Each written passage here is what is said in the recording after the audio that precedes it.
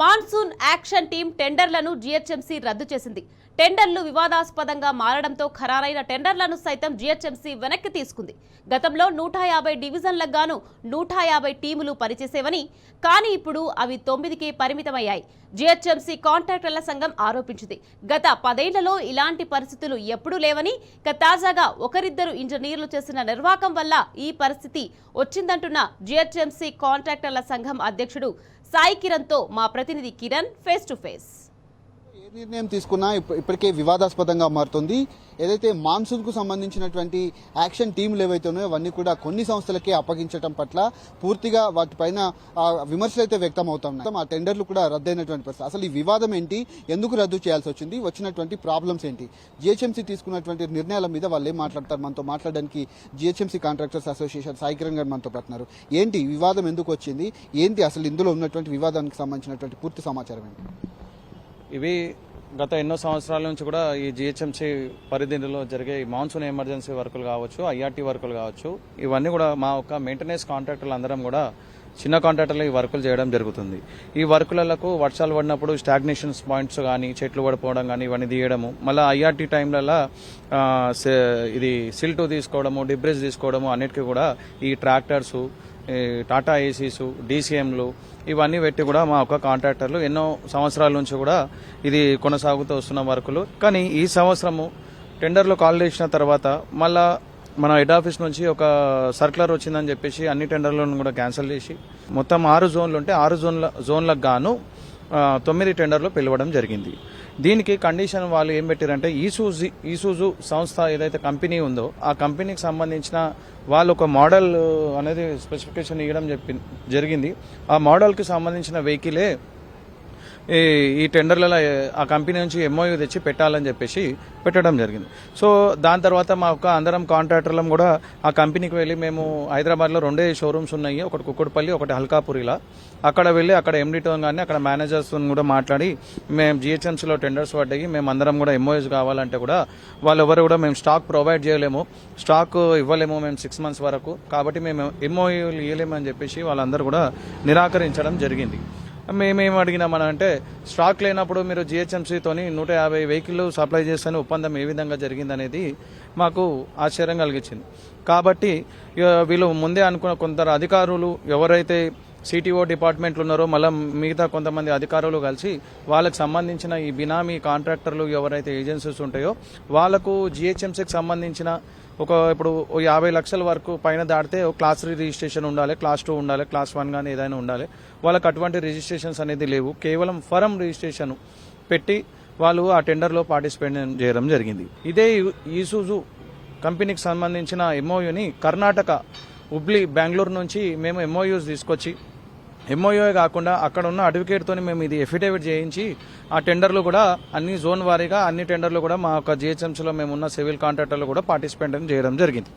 వీళ్ళు tender open చేసే టైంకి అలా కొత్త పేర్లు కనిపించి మళ్ళీ ఈసూజీ కంపెనీ ఎంఓయూ ఉండే వరకు ఆ టెండర్లన్నీ కూడా హోల్డ్ చేయడం జరిగిందన్న. అవి హోల్డ్ అయిన తర్వాత మమ్మల్ని అందరినీ కూడా పిలిచి ఇక్కడ సిటీఓ ఆఫీసర్ ఎవరైతే ఉంటారో సికింద్రాబాద్కి సంబంధించి పిలిచి వాళ్ళు మళ్ళా ఒక లెటర్ అనేది మాకు ఇష్యూ చేసి మీరు బెంగళూరుకి వెళ్ళి మీరు మళ్ళీ ఒక ఎంఓయూ తీసుకురండి అంటే మేము ఆల్రెడీ టెండర్లు అప్లోడ్ చేసినాం సార్, చేసిన తర్వాత టెండర్ ఓపెన్ చేయండి, మాకు వర్క్ వచ్చిందంటే మీరు ఇచ్చిన టెండర్లో ఇచ్చిన టైంలో వెహికల్స్ అన్ని కూడా మేము సబ్మిట్ చేస్తాము, టైంకి కూడా పెడతాం. కాని పక్షంలో టెండర్లో మీరు పెట్టిన కండిషన్ ప్రకారంగా మా మీద ఎటువంటి యాక్షన్స్ తీసుకుంటారు అనేది మీ రూల్ ప్రకారంగా. ఇందులో ఎవరెవరికి టెండర్లు దక్కాయి? కేవలం 2 కంపెనీలకు సంబంధించినటువంటి వాళ్ళకు మాత్రమే ఈ కాంట్రాక్ట్ ఇచ్చినట్టుగా తెలుస్తున్నాయి. ఆ 2 కాంట్రాక్టర్లకు ఎవరికి ఇచ్చారు, వాళ్ళకే ఇవ్వడానికి గల కారణాలు ఏంటి?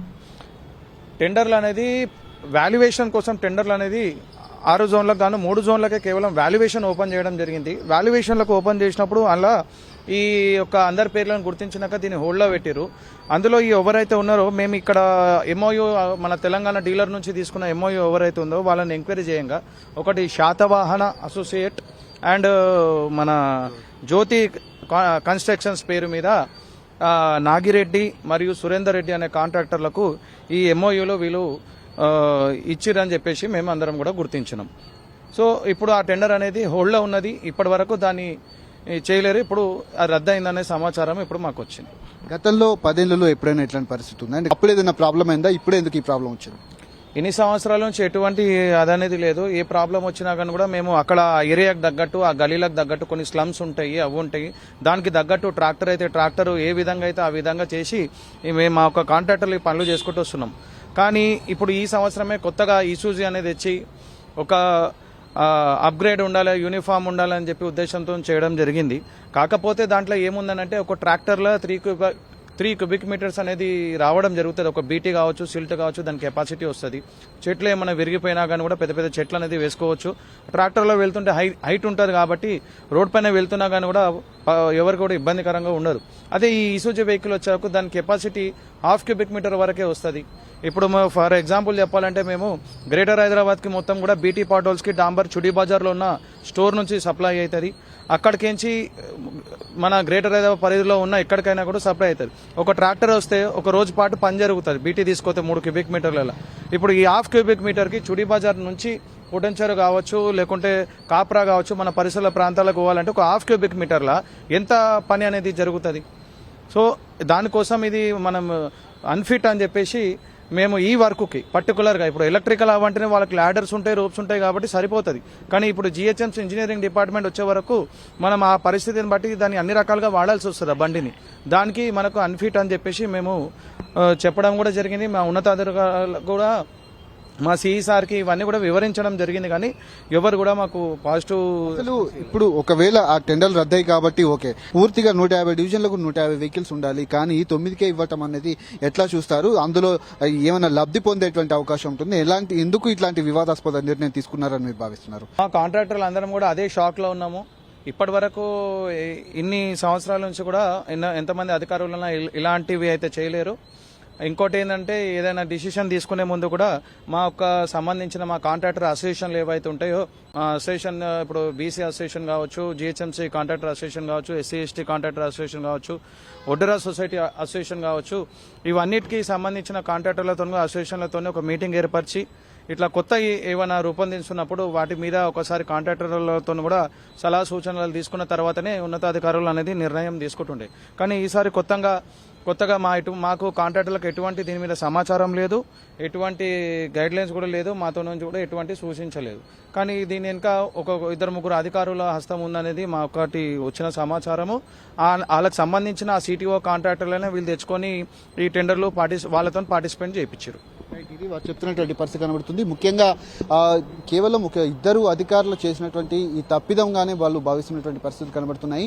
పూర్తిగా మా పొట్ట కొట్టే విధంగా ఇటు కాంట్రాక్టర్లంతా కూడా ఇబ్బందులు పడే విధంగా జీహెచ్ఎంసీ తీసుకుంటుంది. నిర్ణయాన్ని మేము వ్యతిరేకించాం కాబట్టి మా పోరాటం వల్ల ఇటు జీహెచ్ఎంసీ అధికారులు కావచ్చు, జీహెచ్ఎంసీ కమిషనర్ లాంటి వాళ్ళు కూడా ఏదైతే ఈ టెండర్లను కూడా పూర్తి స్థాయిలో రద్దు చేశారు, మరొకసారి కూడా టెండర్లు పిలిచేటువంటి అవకాశం ఉంటుంది. అప్పుడు ఎవరికి దక్కుతుంది, మరొకసారి అది ఏం వివాదాస్పదంగా మారుతున్నది మాత్రం మనం వేచి చూడాలి. కెమెరామెన్ శ్రీధర్తో కిరణ్, టీ న్యూస్, హైదరాబాద్.